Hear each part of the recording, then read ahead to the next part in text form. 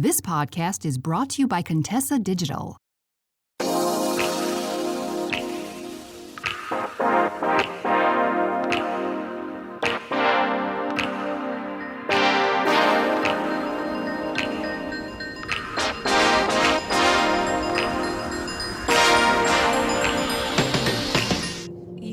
That 2024 was a bit of a wash, and that you are now looking forward towards 2025 in order to set your New Year's resolutions and create your best life ever.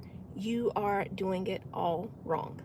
So instead, we are going to take advantage of a special time period that starts right now. So October is the beginning of winter arc. And if you are wondering what winter arc means, this is the last 3 months of the year. So, most people are taking this time to be lazy. They are chilling out, the weather's getting cooler, they're staying in, they're not going out as much. Maybe if they're working out outside and taking those long daily walks, they're no longer doing that. And they've kind of given up on resolutions for 2024. And they're like, you know what? End of the year is just going to be a wash, and we'll just wait until January and start over again. Instead, I want you to embrace winter arc. And what that means is we are going to take this time to get our routines together now.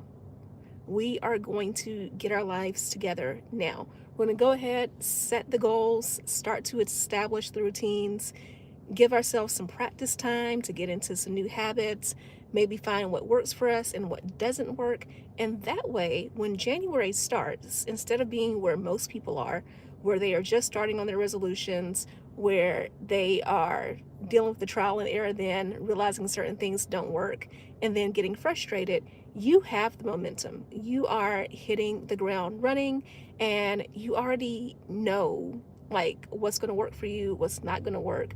You're going to have so much more motivation than most people who, as we know, typically give up their New Year's resolutions by the end of January.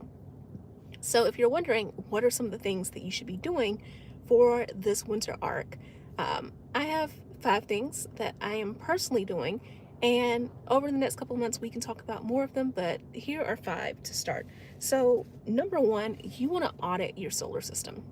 I always tell my clients that they are the sun, and every relationship around them is a solar system. So there are people in your life who deserve to be Mercury. They have always been there for you. You know you can count on them. They are dependable. They are loving. They respect your boundaries, all of that. There are some people, on the other hand, who should be Earth, or they should be Saturn, or they should even be Pluto, because there's one thing about having them in your life, period. Maybe they're not somebody who's so toxic you're going to completely kick them out, because that's what we normally talk about, right? Is the people who are incredibly toxic and we just have to go no contact with. So maybe these people still stay in your life, but you don't have as many conversations with them, or you do set some more boundaries with them, or there are certain topics that you don't discuss with them, or you just don't spend as much time with them. Now is the time to start going through your contacts list, and yes, deleting some people, but also just seeing who should have less access, who, you don't want to spend as much time with. And again, who you want to promote, because how you do one thing is how you do everything. So the way that you treat your romantic relationships is also the way you treat your friendships and your family relationships.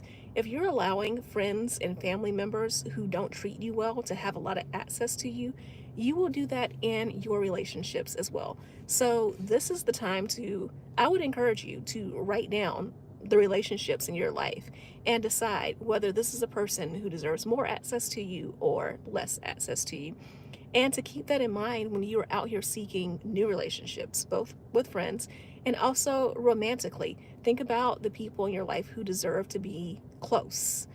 Are the people that you're dating romantically, do they have some of those same traits? Do they have some of that same trustworthiness, respect for your boundaries, the qualities that are green flags for you in a relationship? So the second thing that we're going to do to take advantage of winter arc is journaling. And this is especially for my girls who are overthinkers. One of the easiest ways to combat overthinking is to just get it out of your head and get it onto paper. So when I say journaling, I am encouraging you to brain dump. Just whatever is on your mind, write it down. That way it is out of your mind onto paper. And if you really need to think about it, you have it written down so you can go back to it later. I'm also encouraging you to write about the good days that you're having. Write about your success stories. Write about the times where someone is nice to you, when you have a good date, when you have a good outing with family or friends, because you're going to have down days. Everybody has them. And it is going to be so helpful to you to be able to go into your journal and look back on the good days and read about those, read about your positive feelings, and to again have that momentum.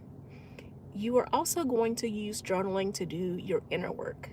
The main thing that I help women with when it comes to dating and relationships is understanding what their unhealthy what their unhealthy relationship patterns are.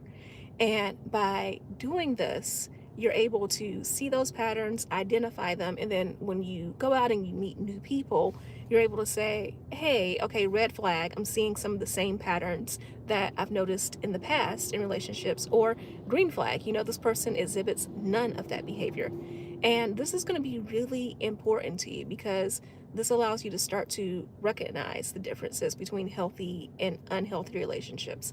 So as far as journaling goes, I have two journals. One is on stopping your self-sabotaging behaviors.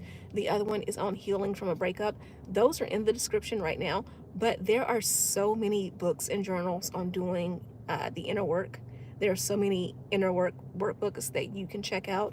So my journals are a great start, and they are not at all expensive, but you feel free to look up other ones online as well because you will find plenty of them. Now, again, we're going to use this winter arc, October, November, December, to set ourselves up to have an amazing 2025 where we, attract our soulmates, where we secure the bag, where we get into our best shape, get into our best bodies. And the third thing that you're going to do in order to accomplish that is you're going to spend the last 3 months of this year cementing those boundaries. Now, remember, boundaries are never about the other person. They are about you.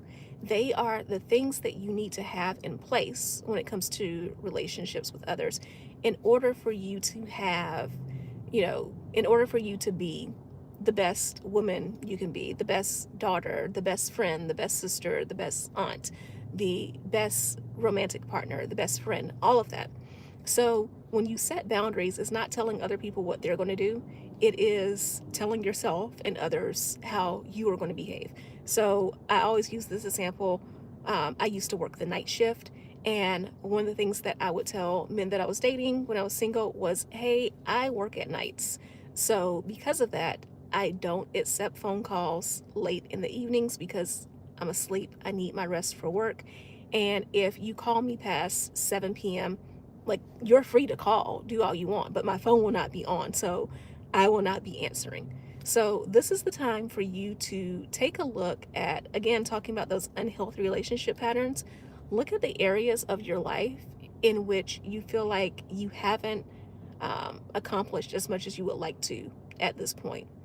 And look at the ways in which the relationships in your life impact that. So maybe you have spent so much time being focused on, issues with your family that you haven't progressed in your career as much.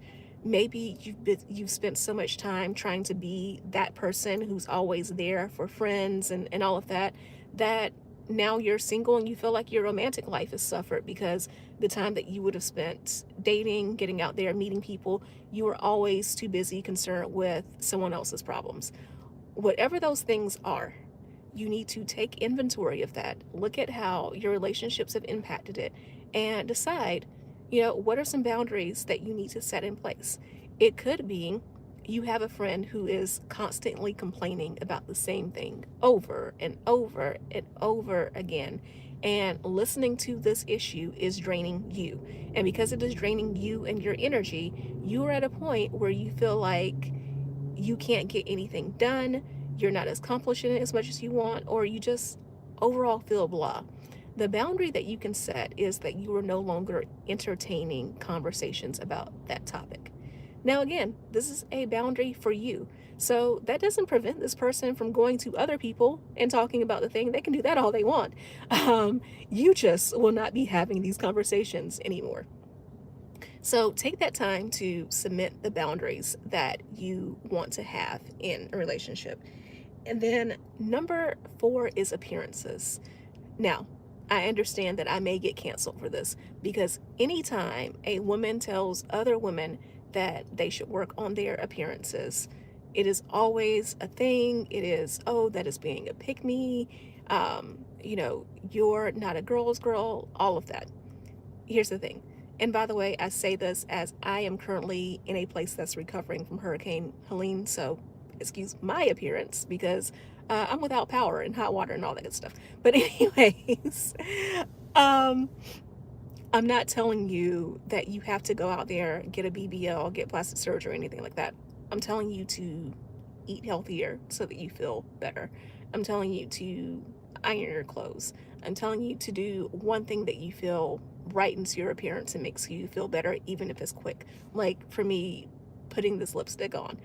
With everything else happening, there's not that much I can do with my appearance, but that takes 10 seconds and it makes me feel a little bit better, right? So doing these things every day to improve your appearance is going to make you feel more confident. When you feel more confident, you are more attractive and you will attract better relationships and you show up better in relationships. And honestly, people balk a little bit less at your boundaries. They give you more respect and more attention. So we are going to take some time these last few months of the year on figuring out ways that we can improve our appearances. And the 5th thing that we are going to do for this winter arc, or at least the 5th thing for this video here. Again, let me know if you want more things that we can do for winter art to set yourself up to have the best 2025 ever. But the 5th thing that we are going to do is seek higher guidance. And this could mean a lot of things. So when I say seek higher guidance, I am being a little vague here because ask yourself what resonates with you. This may mean that you feel like you have fallen away a little bit from your relationship with God, and this is the time to establish your prayer life, right? Or reestablish your prayer life, getting into scripture, all of that stuff. This could mean that you need higher guidance in the form of going to therapy or going back to therapy. Maybe this is the time that you hire a coach like me. Maybe this is the time that you are growing your business or trying to make some strides in your career. So this is now going to be the time that you focus on getting a mentor.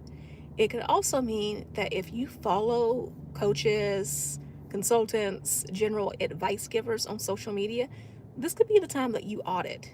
Like maybe you need to go into your YouTube, your TikTok, your Instagram, Facebook, all of that, and take a look at who you follow and whose advice you're listening to. This might be the time to unfollow some people and to follow some others so that you can get more advice. One thing for me is I want to cook healthier. So I've started following more accounts that give healthy recipes. I want to not just spend more time with my husband, but spend better time with my husband.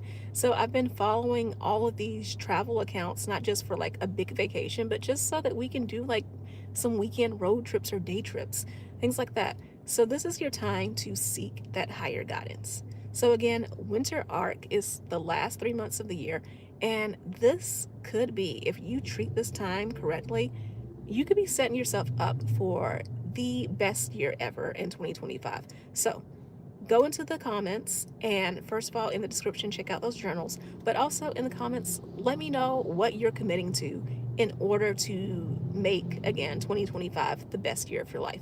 I will talk to you later. Love you so much. Bye. Hey there. So you made it all the way to the end of the episode, which means I have 2 things to say. 1, thank you so much. I truly appreciate it. And 2, you like me. You really like me.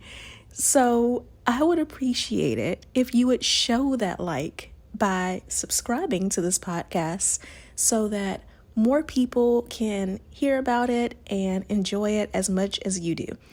And if you want to know more about any of the links that I mentioned on this episode or any guests that I've had, be sure to go to KeshiaRice.com/links. That's KeshiaRice.com/links.